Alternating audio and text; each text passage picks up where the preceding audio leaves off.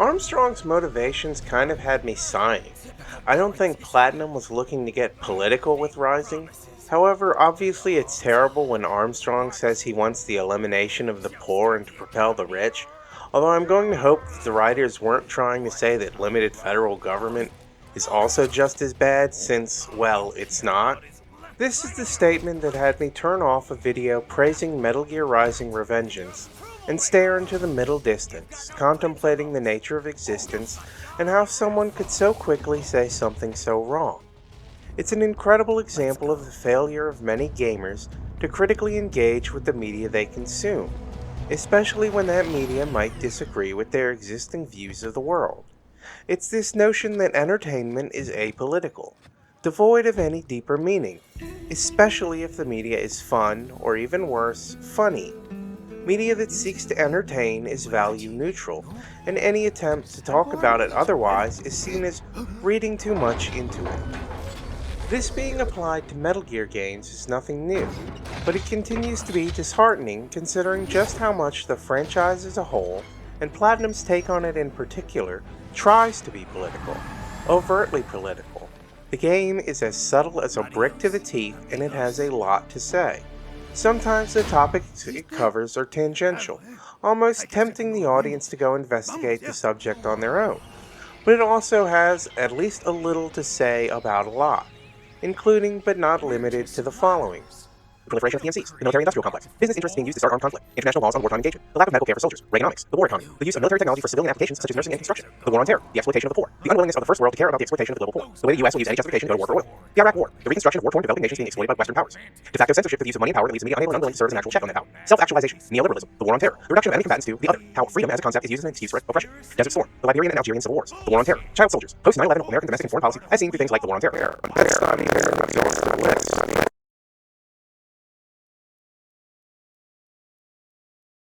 By now, Raiden had been captured by the Illuminati and turned into a cyborg ninja, with tactical high heels that can hold a sword for some reason. Finally ready to put the past behind him, after meeting his son for the first time, Raiden became a private security contractor, only to have his traumas return after hunting down the people responsible for murdering an inspiring client, uncovers a plot to use the children of third world nations as childhood soldiers, undergoing the same process that turned him into a monster who struggles with civilian life. Only the brains, though. It wouldn't be cyberpunk without a bit of organ theft, and the villains don't need child bodies, only child brains, put through VR simulations of war ready to become cyborg soldiers. It's a game set 20 minutes into the future where technological advancement and progress have exploded, but mainly for the military. Jacked up cyborgs fight wars for profit, hiring themselves out as mercenaries for any government, resistance, or terrorist group that can afford their services. War is fought with specially designed anti-materiel swords, fitted to vibrate at high frequencies and cut through high-resistance tank armor, and the synthetic carbon nanotube flesh of robot dinosaurs and cyborgs alike. The increased militarization and privatization of American police forces means that these heavily augmented soldiers of fortune serve as the law, more than willing to violently beat or murder anyone they deem guilty, all in service of the interests of the shady paramilitary company that employs them, which, to be fair, isn't far removed from the public police of today. The 20 minutes into the future it predicted in 2013 is uncomfortably similar to the 20 minutes into the past, 2018, that we actually experienced, with armored MRAP vehicles roaming the streets and geared up police looking to incite rioting at protests. The only thing Rising doesn't predict is the overt fascism and white nationalism. This is the highly politicized world of Metal Gear Rising, a world where real-world politics, like the balkanization of Soviet bloc countries and the economics of war profiteering, exist alongside cyborgs, advanced AI, and the nuclear-equipped walking battle tanks that have existed as secret projects since the 1970s. It's a world where the uncomfortable and very real-world topic of child soldiers mingles with cutting-edge fears of the capitalist rat race forcing literal dehumanization through technology in order to make ends meet in an increasingly advanced world, though it might not come in the form of tech-savvy hacktivist hero with CRT burned retinas, and a battle station covered in spare parts and Cheeto dust that is more familiar to Western audiences, Rising is a cyberpunk story through and through, where real-world problems are thrown into an uncertain future ravaged by the contemporary issues of capitalism. Rising is set in a terrible world, but it's still one where things have been winding down. 4 years after the Guns of the Patriots incident, where a madman, pretending to be possessed by the ghost of a different madman, which makes sense in context but is still ludicrous, just go with it, disabled all of the guns on the planet, and was somehow the villain, the war economy is said to be dying down, even as the flames of global conflict still burn. And Desperado Enforcement LLC looks to fan those flames.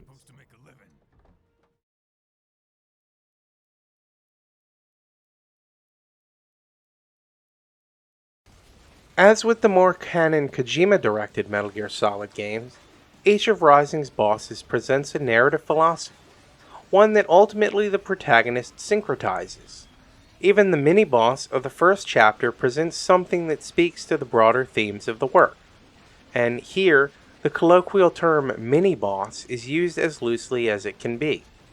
Halfway through the first chapter, when rescuing Terescu and Mani, the Prime Minister of the unnamed African nation Maverick Security Inc. was contracted to, Raiden is met with an old nemesis, the Metal Gear Ray, a 21.5 meter tall, sleek, amphibious robot dinosaur made of carbon nanotube muscle fibers encased in armor, piloted by an AI and outfitted with high explosive multi-purpose rockets, machine gun turrets, a plasma cannon with a beam wider than a person, and a heat blade bigger than a house. Raiden has faced the Ray unit before. In fact, he's taken out 25 or so of them at once, even before he was an unstoppable prototype combat cyborg.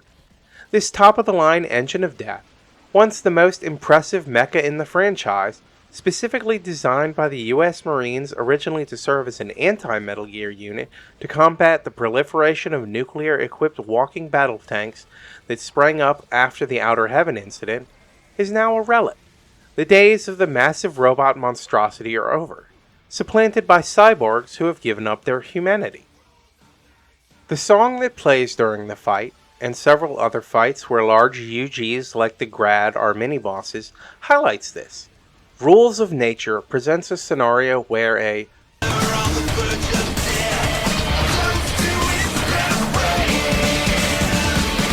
is challenged by the prey that it hunts. There's no guarantee that being Predator will ensure victory. In the end, that's what happens. The agile prey defeats the giant robot, a dinosaur both in its looks and the fact that it's outdated. And of course, at the end of the chapter, Raiden himself, one of the earliest attempts at cyborg technology by the Patriots, also faces defeat at the hands of Samuel Rodriguez, who despite having only minor cyborg enhancement possesses qualia that Raiden doesn't. All of the songs on the soundtrack, in fact, are heavy metal with vocal backing that give more insight into the characters and situations. Like the rest of the game, they aren't exactly subtle about it, with the metaphors used in Rules of Nature being some of the least overt. In the game's most political moments, the songs become more and more straightforward. Return to Ashes, which plays during the mission where Raiden slices and dices his way through Denver's private police, features lyrics about politicians stoking the fires till the ash turns white, history being filled with greed, and the blind eye turned to other countries' plight, stating that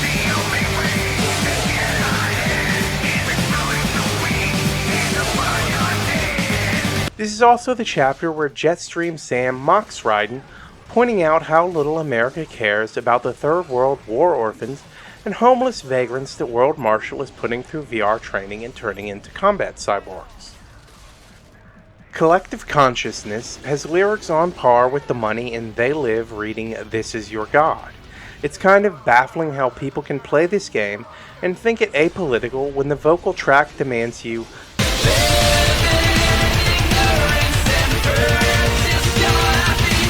intones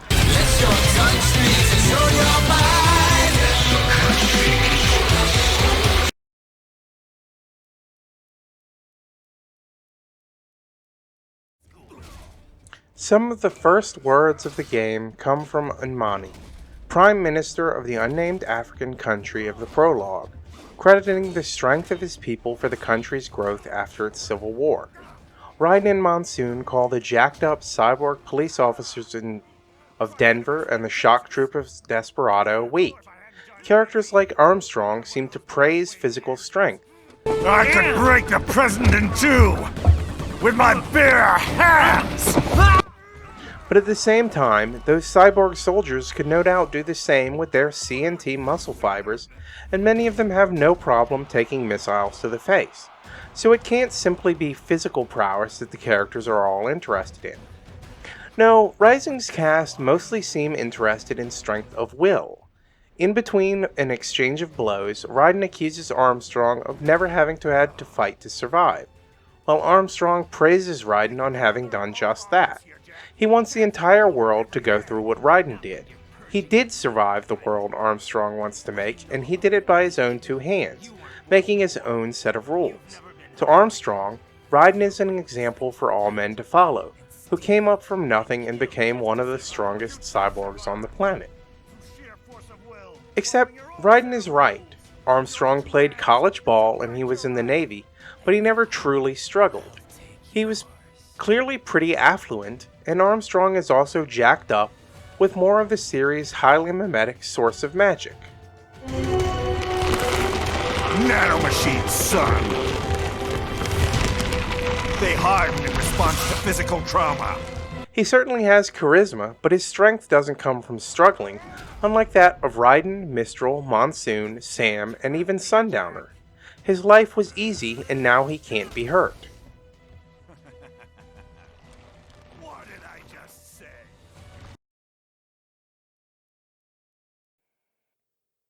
The LQ-84I prototype gets its own character arc, seen in medias res when the robot doggy attacks Raiden in Abkhazia and serves as the first boss.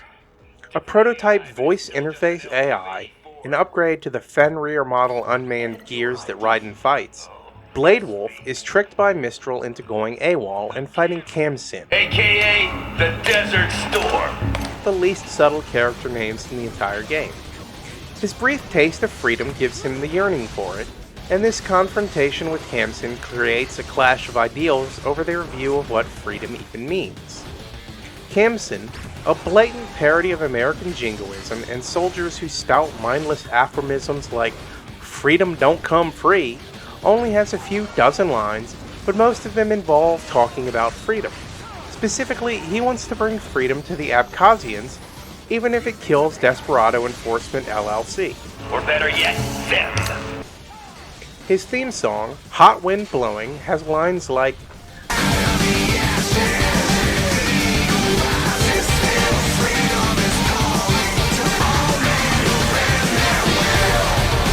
again, it's not very subtle. When Blade Wolf finally defeats him, he offers the advice that freedom can't be forced upon people, it has to be earned. Of course, at this point, Wolf's freedom was a trick, and he was actually on a leash the entire time. When he faces off against Raiden, his theme song is all about a sense of being chained and wanting to escape. When Raiden defeats him and has him rebuilt, Blade Wolf finally does get to escape. He spends the rest of the game as Raiden's sidekick, providing radio support and playing straight man to Raiden's antics, such as when Wolf follows him as he goes incognito in Mexico by wearing a poncho and sombrero over his combat cyborg body, all the while observing him and fulfilling the trope of the robot that learns how to be human. During the final confrontation, when presented with a choice between following his primary directive and helping Raiden, he chooses to create his own parameters and ultimately help save the day. It's one of the more self-contained themes, really only applying to Wolf, but it's interesting that even this one gets brought up at the end of the game.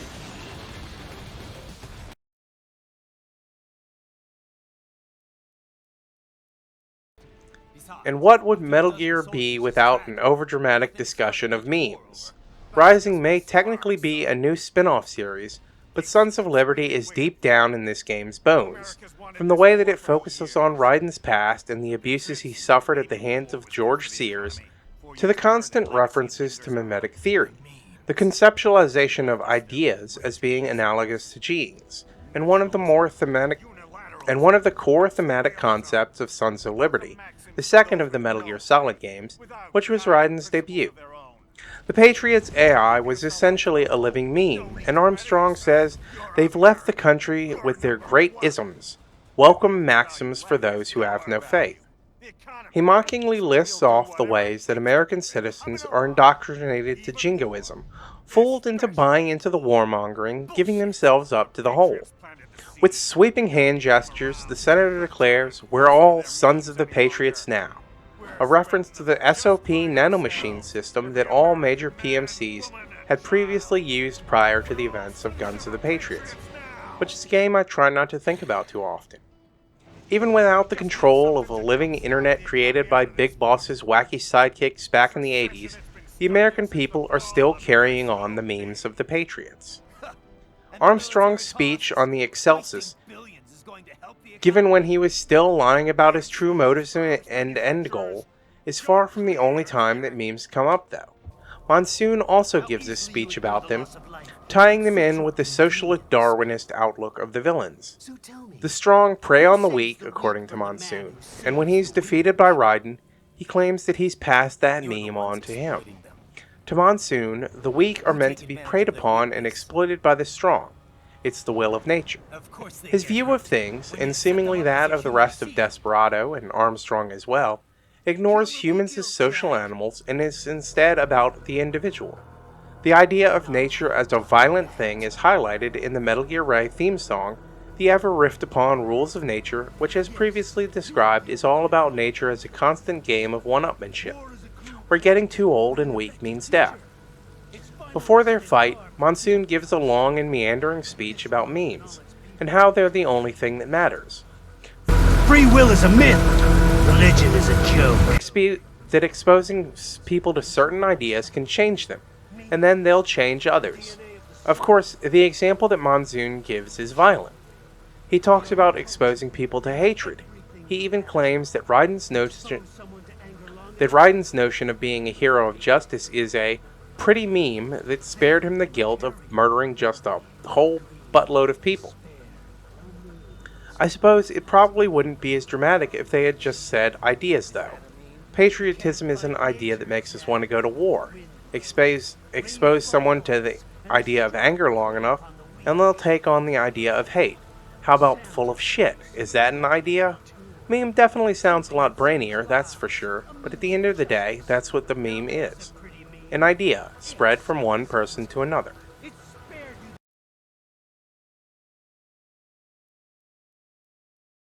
There's a character called the Desert Storm. He wants to bring freedom by force.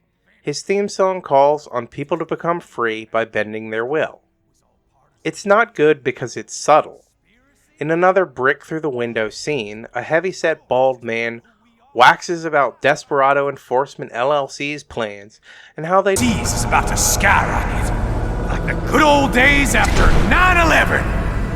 Sundowner is basically cyborg Dick Cheney, his goals being to inflame global conflict and make money off of it, getting rich on the Forever War. There's a non-zero chance Sundowner has gotten an apology from a hunting partner he shot in the face. The entire game focuses heavily on critiquing the days after the terrorist attack on the World Trade Center.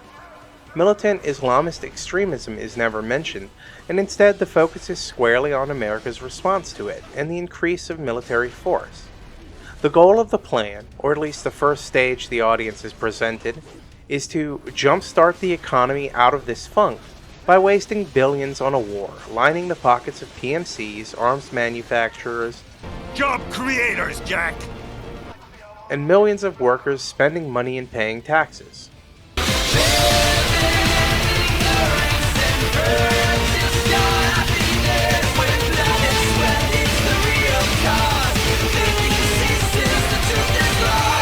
As the Boss song Collective Consciousness puts it. In a cheeky nod to the Patriot Act, Armstrong tells Raiden to relax. His plan will be another war on terror, and they're not out to kill civilians.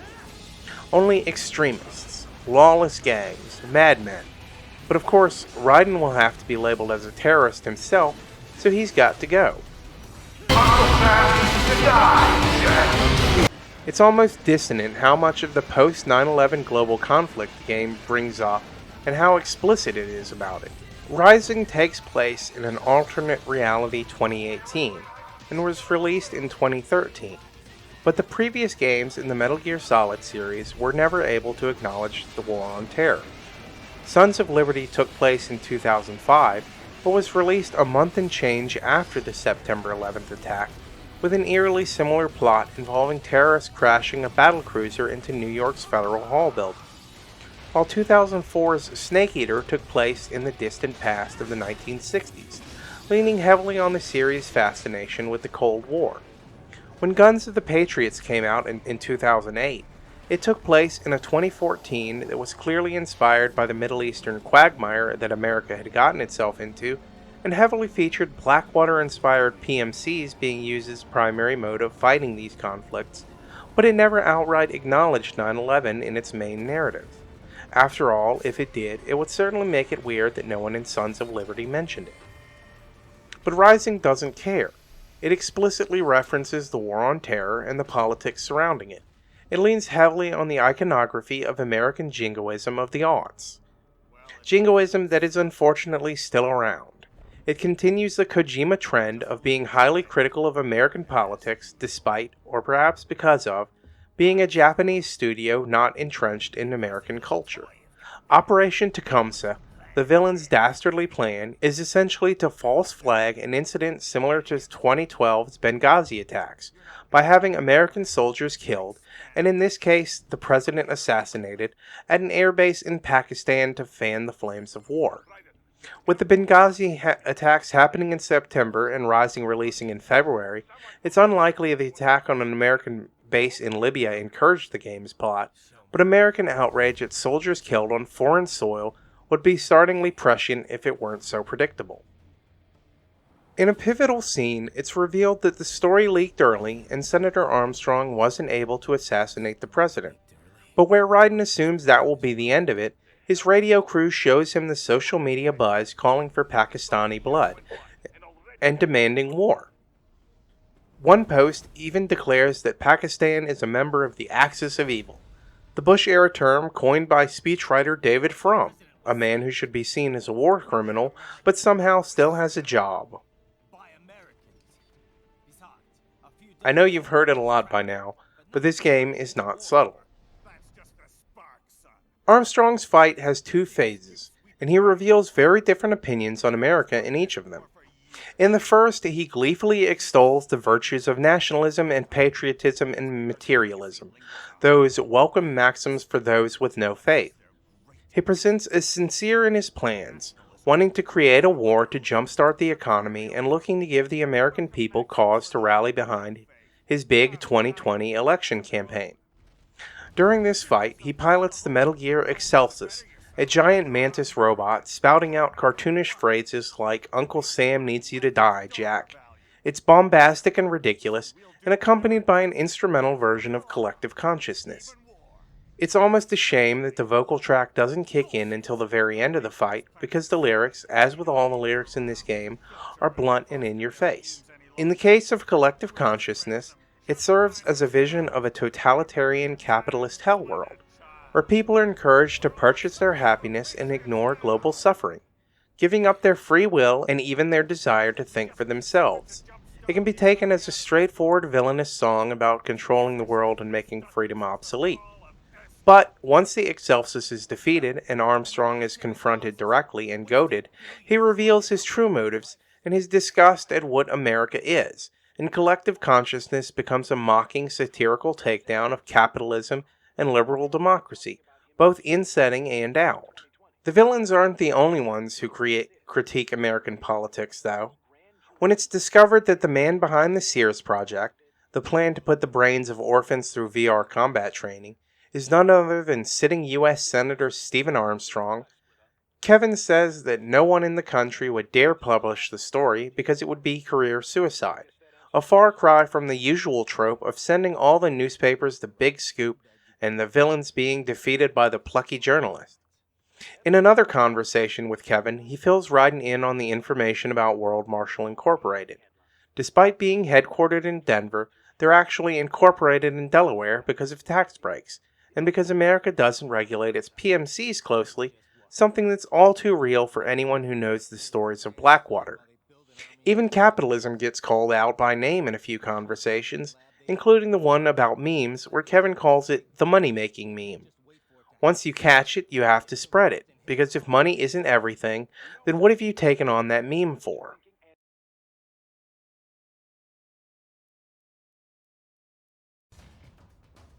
At its core, Rising is a clash of libertarian ideologies. Video games aren't a stranger to critiquing far-right liberalism. After all, the BioShock series began with objectivist critique in mind, before turning its over-the-top parody to argue against helping people, and then later both sides' racism.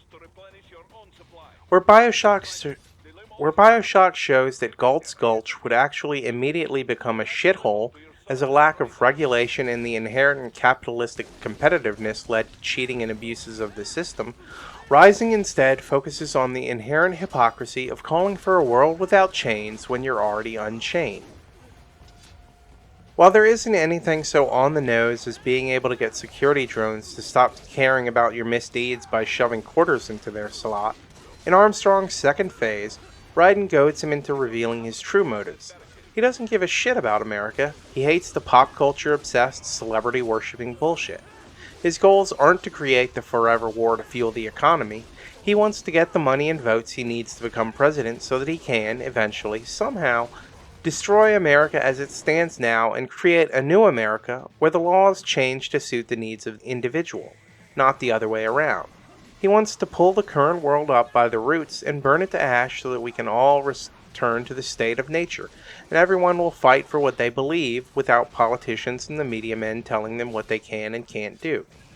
On the surface, it's a damn good goal, and he's right. We do need to burn America to the ground so that a new world can rise from the ashes. Except, well, it's easy to pull yourself up by your bootstraps when you're invincible. Raiden is right. Armstrong has never had to fight and kill and steal just to survive. He might counter that Raiden is a success story, someone who lived in the world that Armstrong wants to build and came out on top. But why should anyone have to go through that? Raiden presents the other side to libertarianism, tracing its roots back to French anarchist Joseph de Jacques. Libertarian was a synonym for anarchist, and while the right wing has co-opted that term as well, anarchism is at its heart the rejection and critique of all authority, whether de jure or de facto. Raiden throughout the game expresses a belief in mutual aid, one of the core tenets of anarchist philosophy. He struggles with his beliefs, but continues to insist on protecting others and keeping them from what he went through. While Armstrong barely mentions money or economics when he finally says, "Fuck it, mask off," it's hard to imagine that his goals ever involve giving aid or support to the less fortunate. If anything, he wants to make life harder for them and put them through more. Something pretty relevant when even Democratic presidential candidates are saying that they want immigrants to have to earn their way. While he no longer mentions economics when talking about his ideal world, Armstrong's rhetoric falls apart once you realize what he ignores.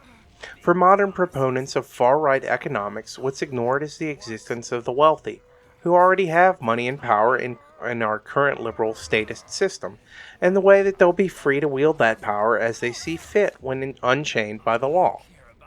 For Armstrong, his rhetoric ignores the dichotomy created by the haves and have-nots of extreme technology, like the cyborgs of Desperado Enforcement LLC and World Marshal Incorporated, or the incredible amount of nanomachines that he has, making him completely impervious to damage.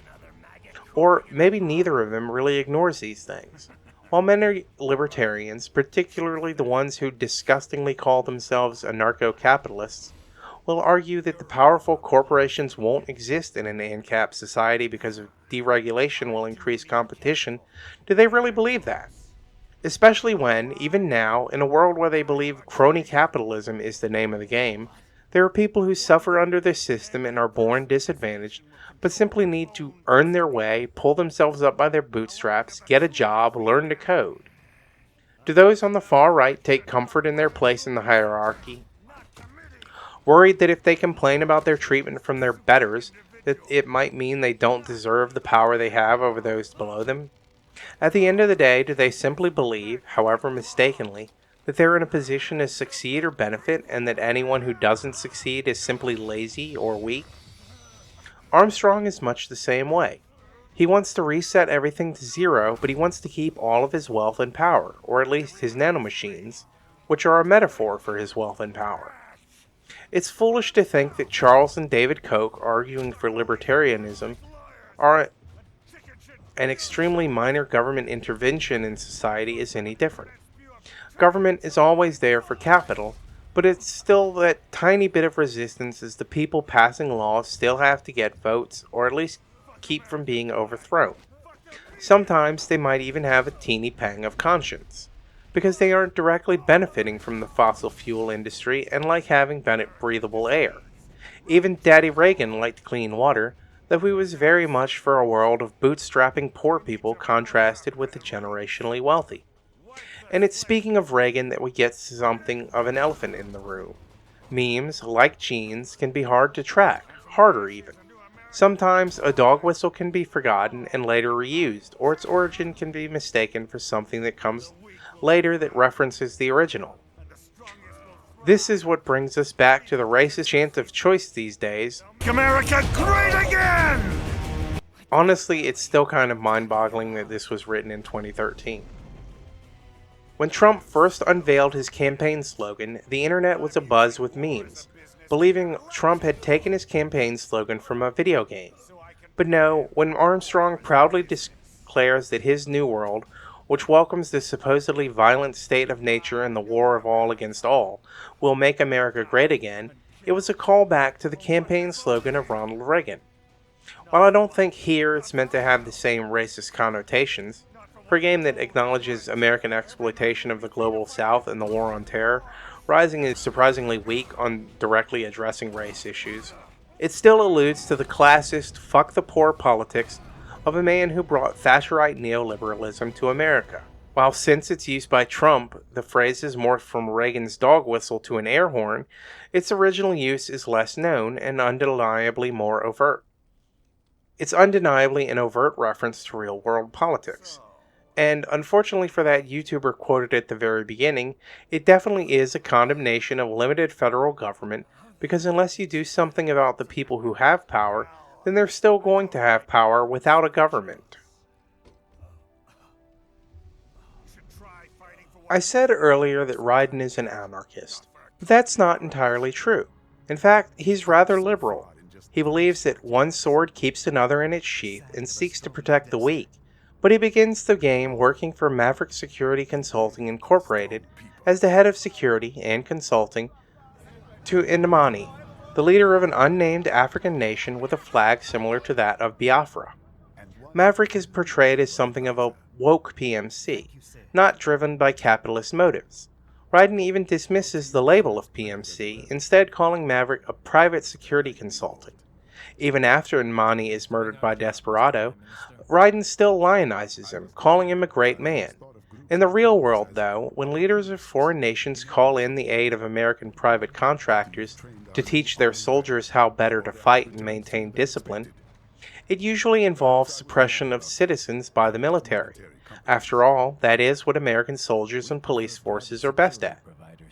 This is a video game, and Indamani can be a sympathetic leader, but it's important to remember that every world leader has blood on their hands, directly or indirectly. Politics is, after all, the distribution of power, and political decisions made from the top down affect people's actual real lives. It's a very liberal view that giving the Leviathan a friendly face is the best we can hope for. And in the real world, military contractors like Blackwater are not the good guys. Being fictional, we can believe the founder and original members of Maverick were former members of the Paradise Lost Army, an Eastern European resistance movement that helped the hero of the previous game in the series, and who only take on contracts they believe in to help those in need. In the real world, military contractors are driven by profit, and the scrappy resistance are rarely the ones with the biggest pockets. In Rising, I like Rising, but it's worth noting where the game falls short in its politics. As a character written in the framework of liberal media, Raiden is still on the very left end of the scale. His entire personality is built on mutual aid, and that rather Spider-Man attitude of with great power comes great responsibility. He wants the world not to suffer, and when confronted by the winds of destruction and Armstrong, how successful he is or isn't at achieving that goal is brought into question, and his worldview is shattered. Even Wolf notes that he can't protect all of the weak, because that would include billions of people. Raiden is worn down over the course of the game, and in the end, he isn't even fighting for anything in particular, he's just out to kill Armstrong. It's a cycle that Jetstream Sam went through as well, a wayward swordsman wandering the earth dispensing justice. After taking down criminal syndicates and the same kind of scum that Desperado and World Marshal are, he was confronted by the ineffectiveness of simply killing one bad guy after the next. Throughout the Jetstream DLC, Sam is confronted by all the ways in which his efforts have accomplished nothing, and he's offered a job at Desperado as one of the winds of destruction. Minuando, the cool Brazilian wind. In the end, he loses to Armstrong, despite trying his hardest, and begrudgingly accepts that the only way to make a real, lasting change is by attacking the system itself. I'm not going to say that Samuel Rodriguez is an intentional metaphor for leftists who want change that ally themselves with the right-wing causes under the belief that it's the only way to effect real, far-reaching anti-capitalist changes. But I will say that you barely have to squint to see that reading. After 2 years of working for Desperado, fanning the flames of conflict as an accelerationist, it's Raiden's determination and resolve, even after being tested by Sam himself, that has him doubting his method. In the end, the only thing Sam knows for real is that there will be bloodshed. He puts his ideals to the test with that old fascist belief of might makes right, and challenges Raiden to a duel on the dusty red roadside of the Colorado Badland, and loses. He leaves his sword, a high-frequency Murasama with blood-red blade, to Raiden as one ideal complements another. It's this sword that Wolf brings to Raiden's aid when Senator Armstrong snaps his own in half, leaving him only with his fists. And it's that sword that allows Raiden to finally defeat Armstrong. In the end, Armstrong does what no fascist in the real world would ever do, and cedes to Raiden. Might makes right, and Raiden has proven himself mightier, but Armstrong isn't without parting words that taunt the hero. Armstrong is dead, but Raiden is his successor. He knows that he's passed on his memes, and Raiden knows it as well. He knows that the world is corrupt and rotten, and that without major systemic change, the status quo will go on. The epilogue of the game features Raiden's quirky radio support crew discussing the fallout of the game. The brains Raiden rescued will be given a proper education and cyborg bodies. They'll be taught trades, and when they're old enough so that they can survive in capitalism. It's better than being tortured with war and made into soldiers. The character Doctor, a charmingly amoral East German cybernetics doctor, has even decided that he'll focus on using cyborgs for healthcare and construction, a way to turn his research to civilian applications. Overall, it's an imperfect solution to an imperfect world, as the characters muse. For Raiden, this isn't good enough. In a post-credit sting, we're treated to a phone call between Raiden and Boris. The former doesn't want to come back to work for Maverick, saying that he has his own war to fight. I can't say for sure what his sequel would have given us. It's been 7 years and nothing new has come of it, and nothing is ever likely to. But if we were to look at how things went in Rising, it's not unreasonable to assume that Raiden would try to overthrow the system as it stands now. Something he's no stranger to, after all, having helped destroy the Patriots' AI system. But without ignoring, intentionally or otherwise, the things that Armstrong did. In the world Raiden would fight for, no one would steal and kill just to survive. Metal Gear Rising: Revengeance is an intensely political game. It openly wears its politics and doesn't hide from them. These days, gamers are all too ready to decry politics in video games, all while ignoring the politics in the games they love. Even the corporations are all too willing to deny their games have any political subtext, or even text, even when it's glaringly obvious. It's a form of cowardice.